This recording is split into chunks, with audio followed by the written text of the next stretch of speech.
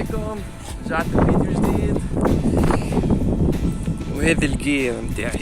بالنسبة أول حاجة هذا السكوب كام، وهذا الامو اللي بستعمل اليوم الجامو ماجنوم 15 جرين، فاستعملته في الماضي واعطاني نتائج جدا ممتازة. هذه البندقية الشيخ الجامو فورست، وانا جاي كنت اوقعت البندقية فزيناد تحول من 2 ستيج لستيج واحد فقط. بعتقد انه التنشن بتاع ستيج الاول انكسرت، فالمهم زيناد مازال يعمل، وان شاء الله سكوب مازال محافظ على الزيرو، واهم شيء ان شاء الله السبطانه ما انبعجتش. المهم فهمتوني. فهذا سيت اب، مش نعمل 5 شوت جروبس 5 طلقات على 20 متر، فمش نشوفوا تجميع الرصاص هذا، وان شاء الله البندقيه مازالت محافظه على الزيرو.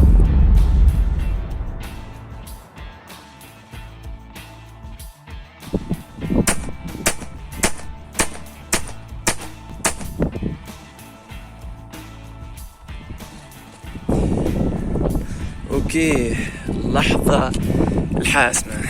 فهذا الحكم، فهذه 5 طلقات على مسافة 20 متر او 22 يارد، فباستعمال عملة معدنية ممكن بغطي 4 طلقات، وعندنا طلقة جت فوق وفلاير. فالفلاير بعيد على السنتر جروب حوالي تقريبا 10 سنتي.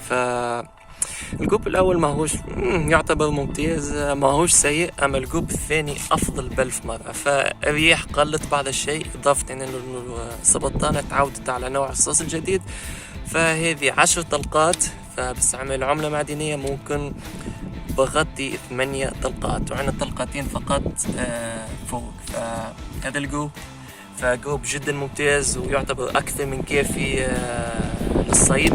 اوكي، هذا سنايبر بوزيشن او منطقة القنص.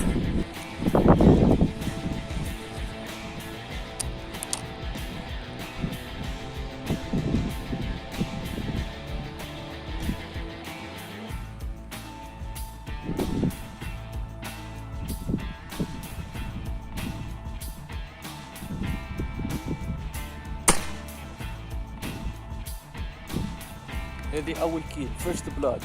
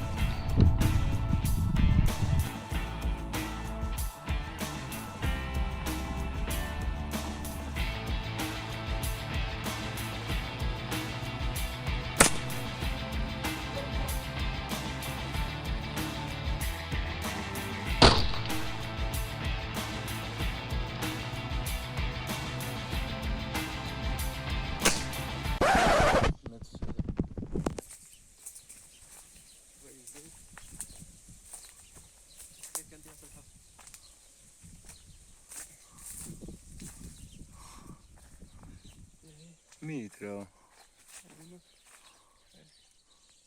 هاي شد الزر.